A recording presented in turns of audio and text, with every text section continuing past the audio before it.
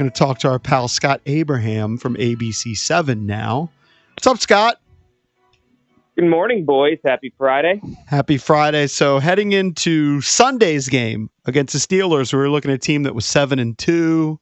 Everything is looking fantastic. Everybody's happy. They've now lost 2 in 5 days.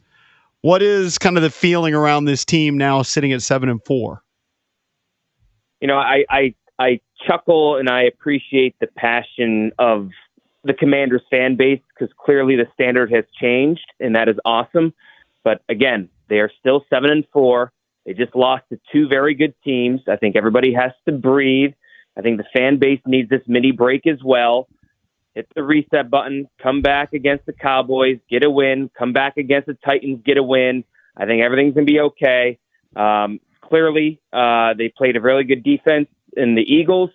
Jayden doesn't seem right. He seems potentially the rib area might be bothering him. That's just pure speculation on my part, but they're not pushing the ball down the field.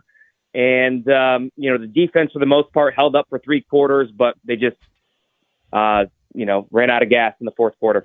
Scott, when Dan Quinn gets up to the podium and says there's nothing wrong with Jayden's rib, I mean, are the people snickering amongst the media that are gathered? Like, how does that go over when he says that? When it seems like clearly they're taking issues to make sure his rib is wrapped when he comes off the field. He doesn't look like he looked earlier in the season. I mean, it still seems like something clearly is affecting him physically. Yeah, I think for the most part, the beat cord, we see Jayden every day. We've seen him in game action, and the fact that one of the telltale signs, in my opinion, was end of the first half, guys. They had a chance for a Hail Mary pass. I think they were at the 45, 50-yard line, and they just ran the ball with Brian Robinson Jr. Why not, give it a chance and have Jayden just fling it down there, and who knows what might happen. I just think they're being very conservative, and maybe there's a rhyme and reason that they're really isolating the running backs, the tight ends, and that was the game plan yesterday against the Eagles last night. But he's thrown a couple of balls in the ground. The velocity, the zip, I don't think has been there, and I just don't think they've been pushing it down the field like they have in the past. Certainly, you think back to the Bengals game or other moments during the season where they were really airing it out. Look, I don't want to blame it on the injury, but clearly, because I've seen him rip balls, but not every one. And his footwork's a little off, his timing's a little off, and there's a lot of factors, right? Better teams, offensive line I don't think is playing as well because they're playing better players. But there's a reason that I just can't let it go. There's a reason, Scott, they're wrapping him after every time he gets off the field. They're being very vague about the injury. They've been cryptic since day one. I know you don't care. Can you ask, why are you wrapping him after every series? You're not giving him heat. You're not giving him cold. Why are you, what is that doing? What is he dealing with? Because they can say whatever he wants. He looks great. I saw him running around and like a jet. JP Finley tweeted that video, and I'm sure he feels great, maybe 99% of the time. But something's not right. They're wrapping him after every series. No other quarterback in the league does that. And it seems like the more he's stressing the area, or the more he's exerting himself with pushing the ball down the field, or it just doesn't seem right. Like, optically, I think everybody's on the same page. And certainly there's a gamesmanship, and Washington I understand why they're being vague about it and saying what they're saying. I totally get it. But optically, you see it, I see it, the fan base sees it. It just does not seem like he has the same zip. And you mentioned the footwork. I think the footwork's been very poor. Couple of back foot throws. He just does not seem comfortable with the rush. He's backpedaling quite a bit. So yeah, I think this is good. A little break, kind of clear the head, get away from the field for a little bit. And I'm not panicking. The sky's not falling. I know the fan base is concerned. They're worried.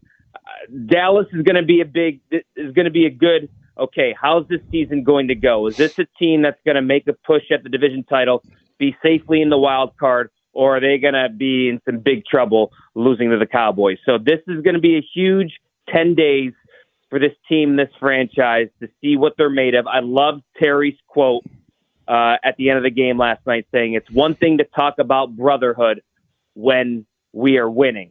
It's another thing when things aren't going well. That's when the brotherhood comes into play. Love that from Terry. I have confidence in the Bobby Wagners, the Terrys in that locker room, that they're going to right the ship and they're going to be a better team on that field in 10 days against the Cowboys. So I think there are a lot of factors as to why Jayden hasn't played as well as earlier this season. Number one, I think they're playing better defenses. We'll never know how much health is a part of it. They haven't been able to run the football, but I'm wondering if you saw receivers getting open, because prior to that last drive, he'd actually only had 2 completions to receivers. He ended up with just 4 total, and we know Terry was quiet. I just saw a stat online. I retweeted at Junks Radio. Terry against Quinyon Mitchell got 0 targets, 0 receptions, 0 yards. So you're facing a really good corner. I'm wondering, did Jayden have opportunities downfield? Yeah, I mean, it was very interesting. I personally feel like, guys, the game plan was to really utilize the running backs and the tight ends and kind of isolate those Eagles linebackers, because I think they had a respect for Mitchell and those DBs of the Eagles, and maybe that was ingrained in Jayden's head throughout the game of, kind of, okay, going through my reads, let's work the linebackers, let's work the seams. I really think that was the game plan. And, credit to Mitchell. I mean, look what he's done against wide receiver ones all year long. The guy is a stud. So I'm not surprised he did that to Terry. Not a lot of separation out there. And they played 2 very good defenses. Coming up on the schedule, they played some defenses that are ranked, below top 20. Not very good defenses. So let's see if this offense can find its groove again and get back to kind of lighting up the scoreboard and pushing the ball down the field. I think that's one thing that's frustrating / concerning is the lack of explosives and the lack of pushing the ball down the field. Because I think I read a stat this morning, 24 of the 32 pass attempts by Jayden Daniels in that game last night was 5 yards or less from the line of scrimmage. So that's kind of a true tell what was going on there. Yeah, if you look at the numbers, I think Dallas has given up 28 points a game, so that's good. Yep. I honestly don't know this, though. You can answer. I mean, is Micah healthy? Is Micah Parsons healthy? What's his deal?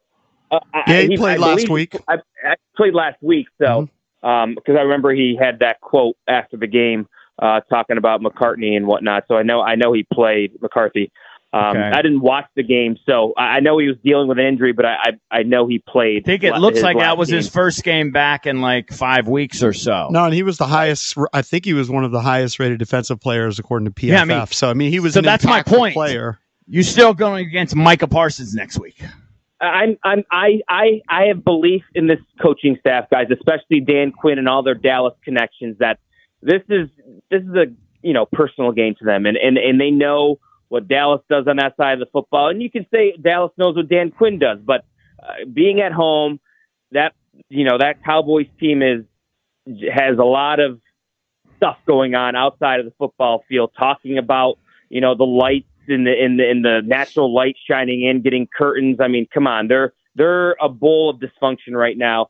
There's no reason why Washington can't win convincingly on Sunday, but it doesn't matter. Just get a win. And I'm pretty confident that this team's gonna right the ship. But to EB's point, Mike had 2 sacks in that game. Right. So he was impactful. He's going to be a handful. One thing which we haven't. Guys, I thought the offensive line for Washington, Andrew Wiley, Brandon Coleman, not their best game. Coleman especially. Game was one in the trenches. That game was one in the trenches last night, and Philly played a little bully ball. Out physicaling Washington, and that's where the game was won and lost. I mean, you think about that 4th down play, sure, but the 2 plays before that, it was second and inches. B-Rob got stuffed. Next play, B-Rob got stuffed again. I mean, they were just bullied all night long, and that was a huge difference in the game. So Coleman, Andrew Wiley, not their best game. Scott, did Dan talk specifically about the 4th down decision? Yeah, so he didn't even right when he went to the press conference, like his opening statement was basically, yes, it was a bold decision. but he felt like you have to be aggressive in those situations against Philly on the road. And he just thought it was a good situation to be bold. And, you can second guess it. I personally would have kicked the field goal, especially because the defensive line from Philly has been in the backfield all game long. And the 2 plays before that, you were stuffed. Kick the field goal, go up by 1 point, and then see what your defense can do. That's what I would have done. Easy to second guess. I totally get it. I'm not like crazy upset about the decision. I know some fans are just banging their heads against the wall, but I'm okay. I like the boldness. I like the aggressiveness. It didn't work out, and you move on. I was trying to look back at the last time that Washington's offense really was firing on all cylinders, and maybe you could say the Giants game where they scored 27 points, but it wasn't that great. I think they finished with like 350 yards. It's really been a while since they have clicked offensively like they did earlier in the season. We've said this numerous times. This is a copycat league, and maybe there's these teams, these opposing defenses are starting to figure out how to play against this Cliff Kingsbury offense led by Jayden Daniels. That's okay. It's a game of cat and mouse sometimes. So let's see what Cliff Kingsbury goes back into the lab, figures out how can this offense adjust? How can this offense evolve to what these defenses are doing? Because you're right. I feel like it's been several games where they've been clicking on all cylinders and they look unstoppable. Again, I go back to the fact the bar has moved, the goalposts have moved, the bar has been raised. That's a good thing. The expectations are higher in this town, but they're 7-4. This is a much better offense than it's been in years past. Some bumps in the road. Got to keep the optimism, and you got to believe in this coaching staff that they're going to get it right against the Cowboys. A last one for you, Scott, and this is probably speculation. What's the likelihood of Lattimore playing when they play the Cowboys? So they trade for him. Yeah. He doesn't play on Sunday, quick week, doesn't play today. You're going to have 10 days. What's the likelihood we'll see him in a Commander's uniform against the Dallas Cowboys?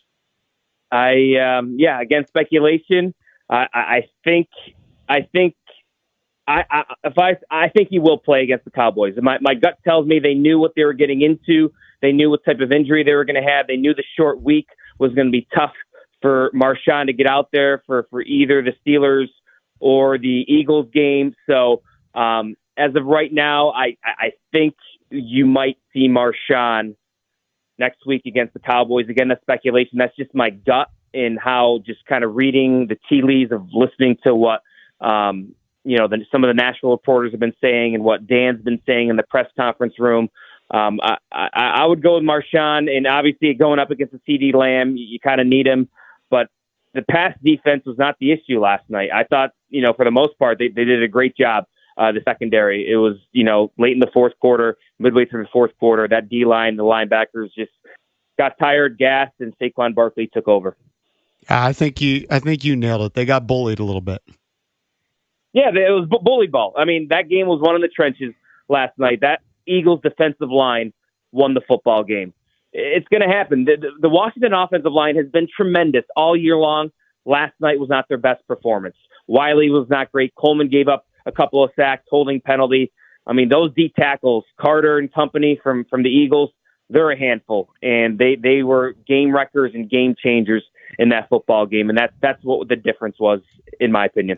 That's Scott Abraham. You can watch him on ABC 7, sports director and anchor. Thanks, Scott. All right, guys. Have a good weekend. Yep, you too, man. Thanks.